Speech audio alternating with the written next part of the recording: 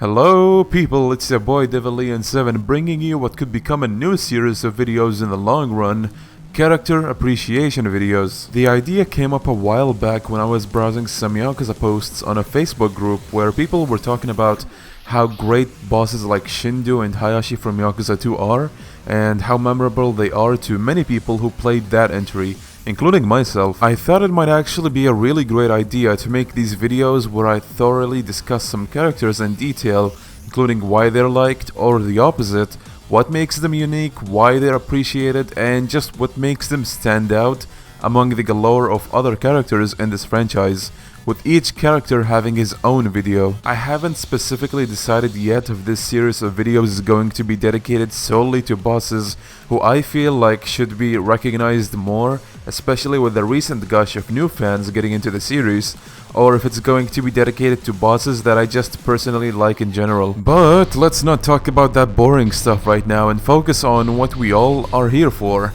Hiroshi Hayashi appreciation. You might be asking, well Leon, what makes Hayashi so special that you're making an entire video dedicated just to this nobody that showed up only in one fight in Yakuza 1 and in one fight in Yakuza 2, in addition to being one of the final bosses as an exceptionally tough zombie in the zombie spin-off Dead Souls, which is probably the closest we'll ever see him to shirtless, by the way. Well, it is true that he's only had very few appearances in the series, but what really makes Hayashi special is the fact that he's so memorable among plenty of the fans, especially those who played the games that I had just mentioned. He's that one guy that you fought just one or two times, yet left all the impact on you for several reasons, and is most likely one of the things that you remember when you mention the name of any of the games he's in. While he may not be as memorable in Yakuza 1, Yakuza 2 undoubtedly took this guy to greater heights, and here's exactly why. This nobody has a surprising 6 full boss HP bars when you fight him in Yakuza 2,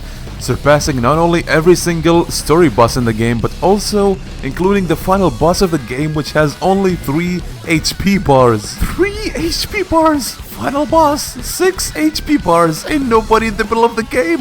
What the fuck is going on here? Are you sure someone didn't displace the final boss by mistake? For real though, this guy comes back out of nowhere after the events of Yakuza 1, tells you that he's now working for Ryuji, where he goes from being this? Go! Kill this arrogant motherfucker. Offer them to this.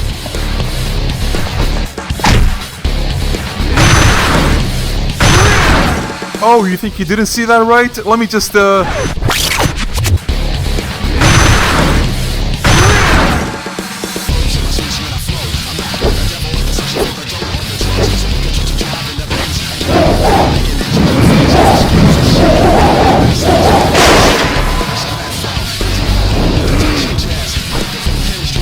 How the hell did these games manage to turn a guy who possibly came off as dull to some in the first game to that?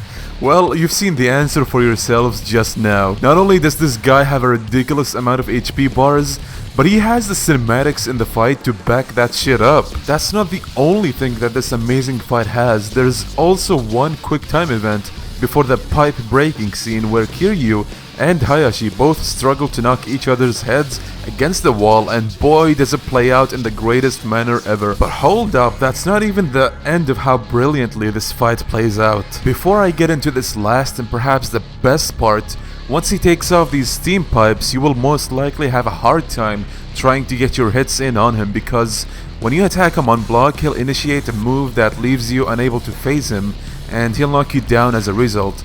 Long story short, he'll be a big pain in the ass unless you play your cards right and take your time with this beast of a boss. But once you do that, the game rewards you with possibly the greatest thing you could ever want after putting up with that ridiculous phase. What is this reward, you ask? I don't think I could ever explain it as well as this footage. Have a damn look at this.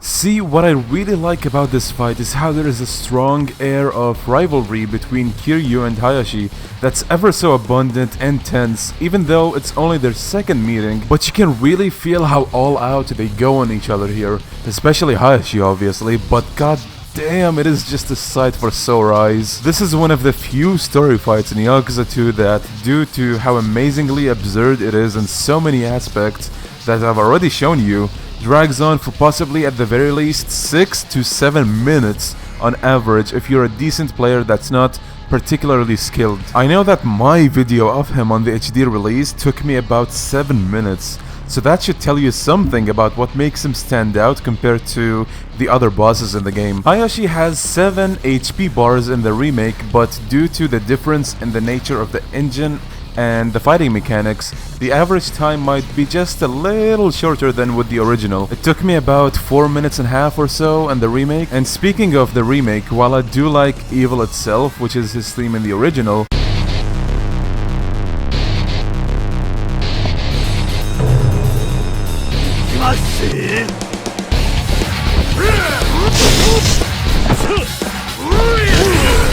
I don't mind the new one bit.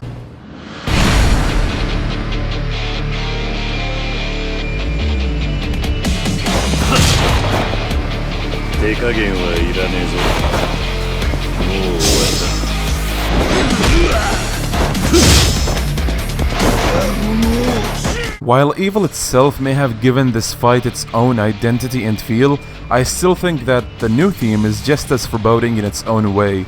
And I know how many of you may disagree with this, but that's just the way I see it. Now I'd like to go to my next point, which may or may not be a literature student's crazed over-analysis of Hayashi.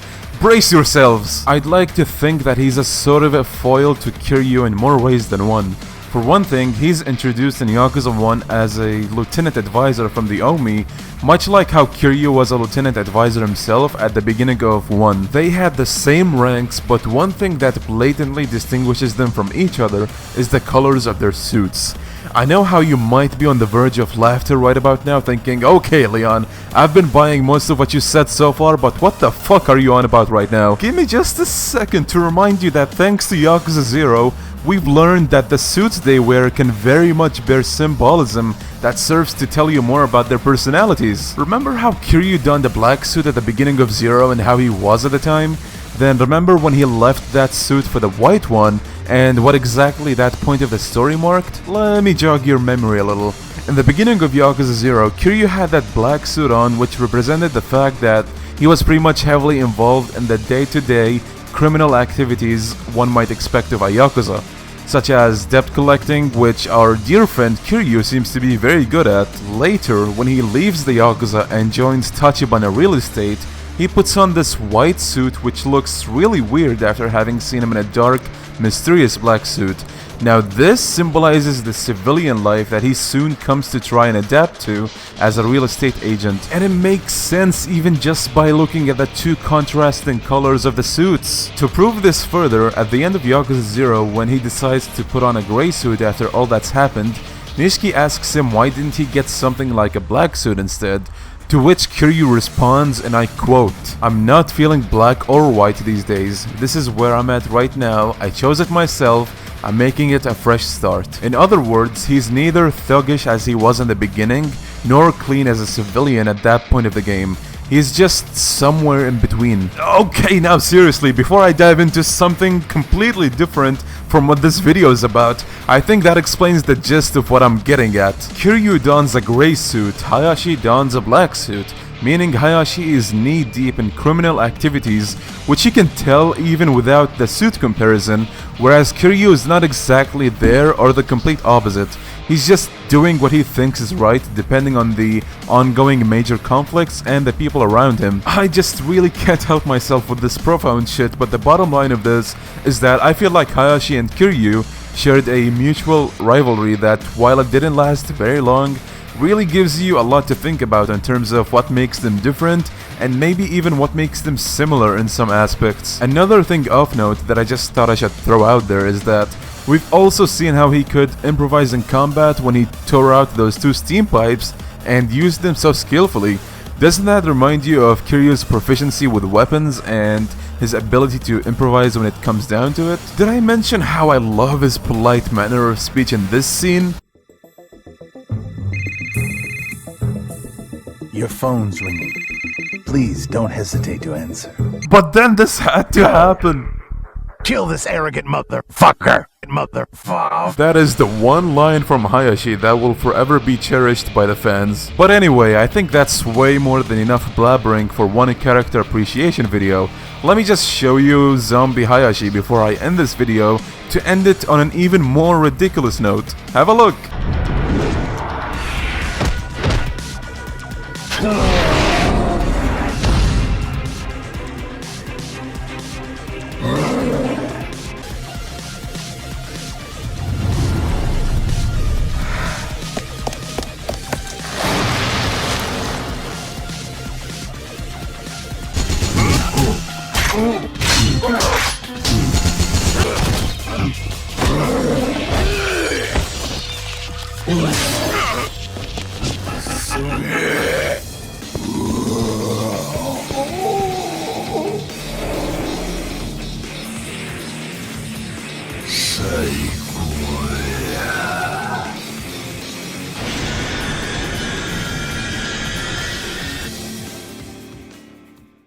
Thank you for watching this video. I hope you did like this new concept for a video series. Let me know what you think of all of this in the comment section below, as I'm curious to know what your thoughts regarding this are. This is Devilian7 signing out. Peace!